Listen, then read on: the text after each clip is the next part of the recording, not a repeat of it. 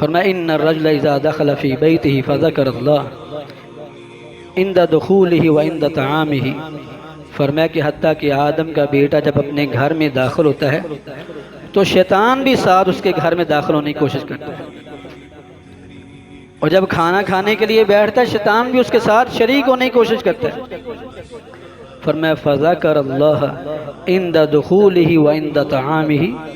فرمایا لیکن آدم کا بیٹا کھانا کھاتے وقت گھر میں داخل ہوتے ہوئے جو مسنون دعا ہے اللہ کا ذکر کرتا ہے، وہ دعا پڑھتا ہے، کھانا کھاتے وقت بسم اللہ پڑھتا ہے، تو شیطان پیچھے ہٹ جاتا ہے اور اپنے سارے ساتھیوں سے کہتا ہے لا مبیت لکم ولا عشاء، آج اس گھر میں نہ ہمیں رہنے کی اجازت ملی ہے اور نہ ہمیں ان گھر والوں کے ساتھ بیٹھ کر کھانا کھانے کی اجازت ملی ہے۔ تصور کیجئے کہ انسان کے ہر معاملے میں شیطان دخل اندازی کرتا ہے، حتیٰ کہ رسول اللہ صلی اللہ علیہ وسلم نے اس دعاجی زندگی کے حوالے سے فرمایا کہ جب انسان اپنی بیوی سے اس دعاجی تعلق قائم کرتا ہے اس وقت بھی شیطان شریک ہونے کی کوشش کرتا ہے، اور جو مسلمان رسول اللہ صلی اللہ علیہ وسلم کی بتلائی ہوئی مسنون دعا پڑھتا ہے وہ اور اس کے گھر والے شیطان کے حملے سے محفوظ ہو جاتے ہیں۔ تو گویا کہ ہر عمل کے اندر شیطان مداخلت کرتا ہے۔ نبی علیہ السلام نے فرمایا کہ یعقد الشیطان علی قافیۃ رأس احدکم اذا هو نام ثلاث عقد، صحیح بخاری کی روایت، فرمایا کہ آدم کا بیٹا سوتا ہے اور شیطان اس کے سہانے 3 گرے لگاتا ہے، اور ہر گلا پر یہی کہتا ہے کہ علیک لیل طویل فرقد، رات بڑی لمبی ہے سو جو آرام کرو۔ سوتے وقت بھی شیطان مداخلت کرتا ہے، اور اگر سوتے ہوئے کوئی خواب آ جائے تو خواب میں بھی مداخلت کرتا ہے۔ پیارے پیغمبر علیہ السلام نے فرمایا کہ ان الرؤیا ثلاث منها احاویل من الشیطان لیحزن بها ابن آدم، فرمایا کہ خوابیں 3 طرح کی ہوتی ہیں۔ پہلی قسم منہا احاویل، فرمایا اس میں سے کچھ ایسے خواب ہوتے ہیں جو ڈراؤنے ہوتے ہیں، انسان کو دہشت زدہ وحشت زدہ کرنے کے لیے ہوتے ہیں، ڈرانے کے لیے ہوتے ہیں۔ من الشیطان لیحزن بها ابن آدم، اور یہ شیطان کی طرف سے ہوتے ہیں تاکہ آدم کے بیٹے کو پریشان کرے، اسے ڈرائے، اسے پریشان کرنے کی کوشش کرتا ہے۔ تو سوچئے، تصور کیجئے کہ سونے تک اور سونے کی حالت میں خوابوں میں بھی شیطان انسان اولاد آدم کو پریشان کرتا ہے۔ پیارے پیغمبر علیہ السلام کے پاس ایک آدمی آیا، اس نے کہ اللہ کے رسول، میں نے صحیح بخاری کی روایت، فرمایا کہ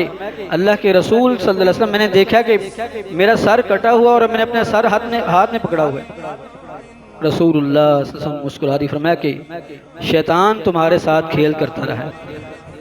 اور فرمایا کہ اذا لعب الشیطان باحدکم فلا یحدث به الناس، اگر کوئی ایسی خواب دیکھتے جس میں شیطان تمہیں ڈراتا ہے اور تمہیں دہشت زدہ کرتا ہے، وحشت زدہ کرتا ہے، فرمایا فلا یحدث به الناس، تو پھر ایسی خواب لوگوں کو بیان نہ کیا کرو۔ تو پتہ چلا کہ جو خواب صحیح نہ ہو اسے بیان نہیں کرنا چاہیے۔ دوسرا فرمایا کہ وَمِنْهَا مَا يَحُمُّ الرَّجُلُ، اور کچھ اس میں سے ایسے خواب ہوتے ہیں جو انسان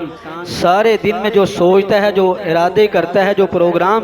اپنے ذہن میں سوچتا ہے وہی سونے کی حالت میں ریپیٹ ہوتے ہیں۔ اور فرمایا کہ وَمِنْهَا رُؤْيَا جُزْءٌ مِّن 46 جزء من النبوہ، ان میں سے فرمایا کچھ ایسے خواب ہوتے ہیں جو نبوت کا 46واں حصہ ہے، یعنی کچھ سچے خواب ہوتے ہیں، جیسے انبیاء پر وحی آتی ہے اور نبی علیہ السلام کے سچا خواب یہ نبوت کا 46واں حصہ ہے، اور نبی علیہ السلام کو سچے خواب 6 مہینے تک آتے رہے تھے، اور آپ کی نبوت کی زندگی 23 سالہ ہے، اور 23 کو جب 2 سے آپ ضرب دیں گے تو 46 بنیں گے، تو گویا کہ 6 ماہ جو سچے خواب آئے یہ نبوت کا 46واں حصہ ہے۔ اور فرمایا کہ یہی فرمایا قرب قیامت، نبوت تو ختم ہو چکی لیکن قرب قیامت مومن کے لیے سچے خواب رہ جائیں گے، اور جو مومن جتنا اپنی بات میں پکا اور کھرا ہوگا اتنی ہی اس کی خواب بھی سچی ہوا کریں گے۔ تو اس روایت سے بھی یہ پتہ چلا کہ خوابوں میں بھی شیطان انسان کو پریشان کرتا ہے، حتیٰ کہ رسول اللہ صلی اللہ علیہ وسلم نے فرمایا کہ انسان عبادت کے لیے کھڑا ہوتا ہے، یاتی احدکم الشیطان فی الصلاۃ، آدم کا بیٹا نماز پڑھ رہا ہوتا ہے، شیطان اس کے پاس آتا ہے، فَيَقْعُدُ فِي مَقْعَدَتِهِ، اور پھر شیطان انسان کی، آدم کے بیٹے کے پچھلے حصے میں پھونک مارتا ہے، فَيُخَيَّلُ عَلَيْهِ أَنَّهُ أَحْدَثَ، اور اسے پھر شک ڈالتا ہے کہ لگتا ہے تمہاری ہوا سر گئی ہے، تمہارا وضو ٹوٹ چکا ہے، وَلَمْ يُحْدِث، حالانکہ اس کا وضو نہیں ٹوٹا ہوتا، لیکن شیطان اس وقت بھی اپنے طرف سے جھانسے اور ہتھ کنڈے استعمال کرتا ہے کہ اس کی نماز بھی صحیح نہ رہے۔ فرمایا فَلَا يَخْرُجْ مِنَ الصَّلَاةِ حَتَّى يَسْمَعَ صَوْتًا أَوْ يَجِدَ رِيحًا، فرمایا کہ اگر شیطان تمہیں یہ تخیل دیتا ہے، تمہیں یہ خیال آتا ہے، تصور ڈالتا ہے کہ تمہارا وضو ٹوٹ چکا ہے، تمہاری ہوا سر چکی ہے، تو فرمایا کہ نماز نہ توڑے، نماز نہ نکلے، حَتَّى يَسْمَعَ صَوْتًا أَوْ يَجِدَ رِيحًا، فرمایا جب تک بو محسوس نہیں کرتا یا آواز سن نہیں لیتا، صرف شیطان کے بہکاوے پر اپنی نماز کو خراب نہ کرے۔ تو تصور کیجیے کہ نماز کی حالت میں بھی شیطان اولاد آدم کو پریشان کرتا ہے، اس کی نماز کو خراب کرتا ہے، تاکہ نماز خراب ہو اس کا دین خراب ہو جائے، نماز نہ رہی اس کا دین محفوظ نہیں رہی۔ تو گویا کہ ہر معاملے کے اندر شیطان مداخلت کرتا ہے، اور جیسا کہ پہلے بھی بیان کیا گیا کہ سب سے بڑے جو اس کے جان سے ہیں، سب سے پہلے اسے انسان کو شرک و کفر کی طرف لے جاتا ہے، اندھی عقیدت، اور پھر شرک کے وسائل کی طرف اس کا دھیان ڈالتا ہے۔ اگر شرک سے بچتا ہے تو پھر اس کے دل میں بہت کسی بھی شخصیت کی والہانہ محبت، جس سے اندھی عقیدت اور بے پناہ محبت کی بنا پر بدعات کے دروازے کھولتا ہے۔ بھئی اس میں کیا حرج ہے، یہ بھی کر لیں تو اس میں کیا حرج ہے۔ حضرت عبداللہ بن عمر صحابی رسول صلی اللہ علیہ وسلم رضی اللہ عنہ، ان کے پاس ایک آدمی اور کہیں گے السلام علیکم ورحمۃ اللہ والصلاۃ والسلام علی رسول اللہ، تم پر اللہ کی سلامتی اور رحمتیں ہوں، اور السلام علیکم کے اندر ساتھ یہ کہا والصلاۃ والسلام علی رسول اللہ، کہ درود و سلام اللہ کے رسول پر بھی ہوں۔ تو عبداللہ بن عمر نے فرمایا کہ تم نے ایک سنت کی مخالفت کی ہے، تمہیں گناہ ملے گا۔ وہ بندہ حیران ہو کر پوچھے گا میں نے درود ہی پڑھا، درود پڑھنے پر بھی گناہ ملے گا؟ جیسے ہم کہتے ہیں بھی اگر اذان سے پہلے درود ہی پڑھ لیں تو آپ سرکار پر درود ہی تو پڑھا ہے، درود پڑھنے سے بھی گناہ ملے گا؟ بھائیو درود پڑھنے سے گناہ نہیں ملتا، رسول اللہ صلی اللہ علیہ وسلم کی سنت کی مخالفت کی وجہ سے گناہ ملے گا۔ اور عبداللہ بن عمر رضی اللہ عنہ نے فرمایا کہ تم نے سنت کی مخالفت کی ہے، تمہیں گناہ سنت کی مخالفت کی وجہ سے ملے گا۔ کتنے ایسے لوگ ہیں جنہوں نے جو مقام درود کے نہیں ہیں وہ مقام درود کے لیے بنا لیے، رسول اللہ صلی اللہ علیہ وسلم کی محبت میں آ کر ایسے طور طریقے ایجاد کر لی ہیں، آپ کی محبت میں ایسی محفلوں کا انعقاد کرنا، کس لیے بھی محبت میں سب جائز ہے، یہ شیطان کے راستے ہیں۔ نبی علیہ السلام کا فرمان حضرت عبداللہ بن مسعود رضی اللہ عنہ بیان فرماتے ہیں، سنن دارمی کی روایت ہے، فرماتے ہیں خط لنا رسول اللہ صلی اللہ علیہ وسلم یومن خطن، رسول اللہ نے ایک دن سیدھا خط کھینچا اور فرمایا کہ ھذا سبیل اللہ، یہ اللہ کا راستہ ہے، یہ جنت کا راستہ ہے، یہ میرا راستہ ہے، یہ اللہ کا راستہ ہے۔ ثم خط خطونا عن یمینہ وعن شمالہ، پھر اس کے دائیں اور بائیں کچھ خطوط کھینچے، فرمایا ھذہ سبل وعلی کل سبیل منہا شیطان یدعو الیہ، فرمایا کہ ان میں سے یہ راستے پگڈنڈیاں مختلف راستے ہیں جو گمراہی کے راستے ہیں، وعلی کل سبیل منہا شیطان یدعو الیہ، اور ہر راستے پر شیطان بیٹھا ہے جو تمہیں اس کی طرف دعوت دے رہا ہے، جو تمہیں صراط مستقیم سے ورگلا رہا ہے، تمہیں صراط مستقیم سے ہٹانے کی کوشش کر رہا ہے، کہیں بدعات، کہیں شرک و کفر، کہیں اندھی عقیدت، کہیں عبادات میں غلو، کبھی کچھ مختلف انداز سے، فرمایا کہ تمہیں ان راستوں سے سیدھے راستے سے بھٹکانے کی کوشش کرتا ہے۔ ہم کہتے ہیں محبت ہی تو ہے، اللہ کے رسول سے محبت کا ہی اظہار ہو رہا ہے، اور محبت میں سب چلتا ہے، محبت میں نہ مذہب دیکھا جاتا ہے نہ دین دیکھا جاتا ہے، یہ سب شیطانی باتیں۔ اور اگر بدعات سے بھی محفوظ ہو جائے تو پھر انسان کو گناہوں کی روش، چھوٹا گناہ بڑا گناہ، یہ گناہ کر لو، یہ کون سا اتنا بڑا ہے، جبکہ اہل علم نے لکھا کہ المعاصی رسائل الکفر،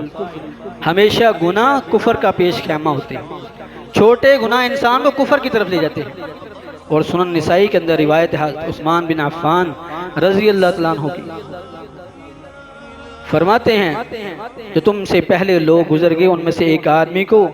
3 گناہوں اس کے ساتھ مبتلا کی، آزمایا گیا، اس کا امتحان کیا گیا 3 گناہوں کے ساتھ، یا تو شراب پی لو، یا تم اس عورت سے بدکاری کر لو، یا پھر تم اس بچے کو قتل کر دو۔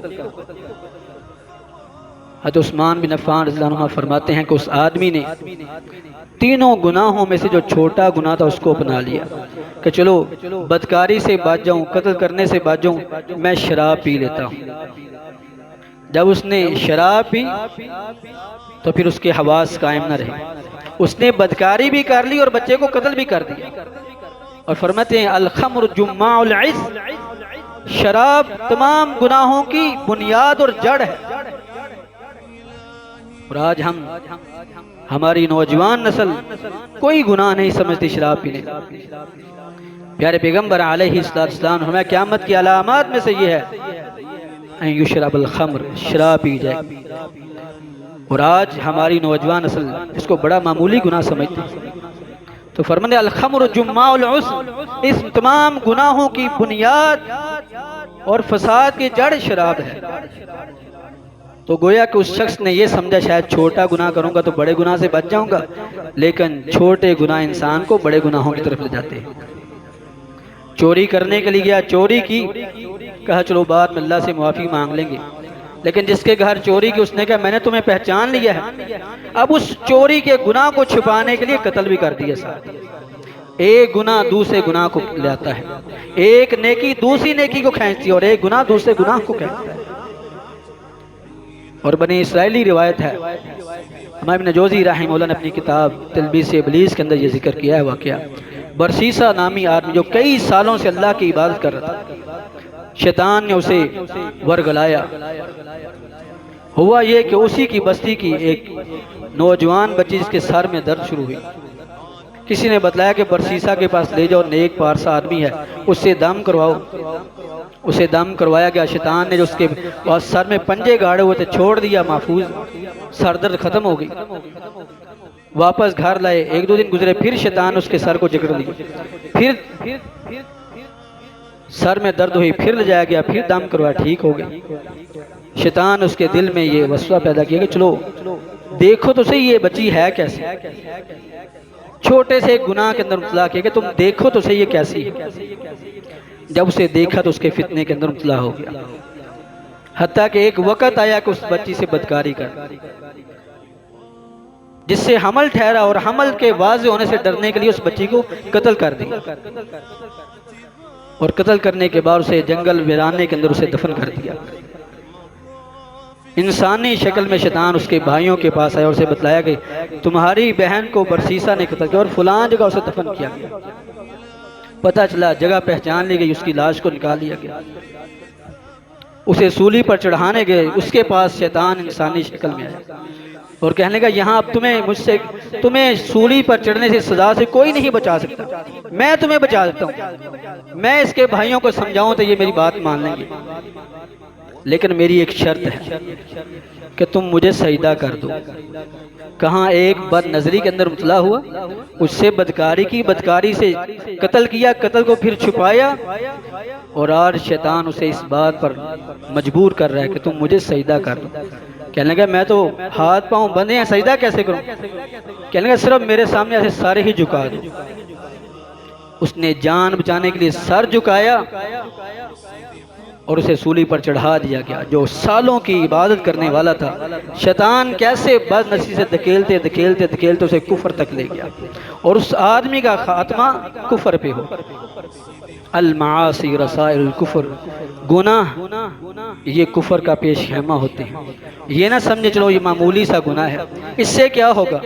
معافی مانگ لوں گا،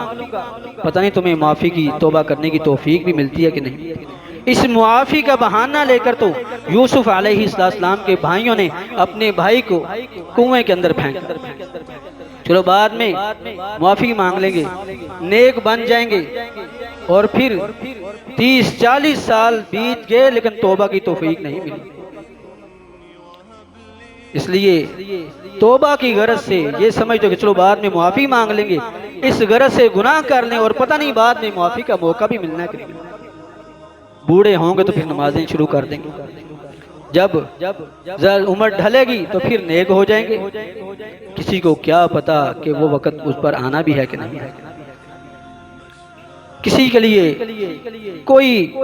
یہ معرفت یا کسی کے لیے کوئی خاص آفر نہیں کہ اس کو بتا دی جائے بھی تیرا وقت فلاں ہے، فلاں دن فلاں گھڑی تیرا وقت ہے، کسی کو نہیں پتا، نہ کسی نبی کو نہ کسی ولی کو۔ تو بھائیو شیطانی جھانسوں سے بچیے، اور اس کے ہتھ کنڈوں میں سے ایک ہتھ کنڈا التسویف ہے، اور علماء نے اس کو بیان کیا کہ یہ بھی بہت بڑا گناہ ہے۔ تسویف کا معنی ہے سوف اتوب، سوف اکون صالحا، انسان کے ان قریب میں نیک ہو جاؤں گا، چلو میں توبہ کر لوں گا، آئندہ وقت میں نمازیں پڑھنی شروع کر دوں گا، چلو کل سے نمازیں، آئندہ جمعہ پڑھا کروں گا، آئندہ روزے رکھا کروں گا، یعنی آج کے کام کو کل پہ چھوڑ، سوف افعل، ان قریب میں نمازیں شروع کر دوں گا، سوف اتوب، ان قریب میں توبہ کر لوں گا۔ رب تعالیٰ فرمائے ان الذین ارتدوا علی ادبارہم من بعد ما تبین لهم الہدی الشیطان سول لهم واملی لهم، جو لوگ ہدایت کے واضح ہو جانے کے بعد مرتد ہو گئے، کفر میں واپس چلے گئے، اس کی اصل وجہ یہ تھی الشیطان سول لهم واملی لهم، شیطان نے ان کو کہا تھا بڑی مہلت پڑی ہے، ابھی تو زندگی بڑی باقی ہے، ابھی تو بڑا وقت پڑا ہے، ابھی تمہاری عمر ہی کیا ہے نمازیں پڑھنے، داڑھی رکھ رہے ہو، ابھی تو بڑا وقت پڑا ہے۔ الشیطان سول لهم واملی لهم، شیطان نے ان کو مہلتیں دی، بڑا وقت ہے، بڑی زندگی باقی ہے، لیکن کسی کو کوئی نہیں پتا۔ تو یہ شیطان کے جھانسے ہیں، اللہ مجھے آپ کو ہماری اولادوں کو ان سے محفوظ فرمائے، اور اللہ ہمیں دنیا سے جائے اپنا مطیع اور فرما بردار بنا کے دے، اللہ ہمیں شرک سے کفر سے بدعات سے محفوظ فرمائے۔ سبحان ربک رب العزت عما یصفون وسلام علی المرسلین والحمد للہ رب العالمین۔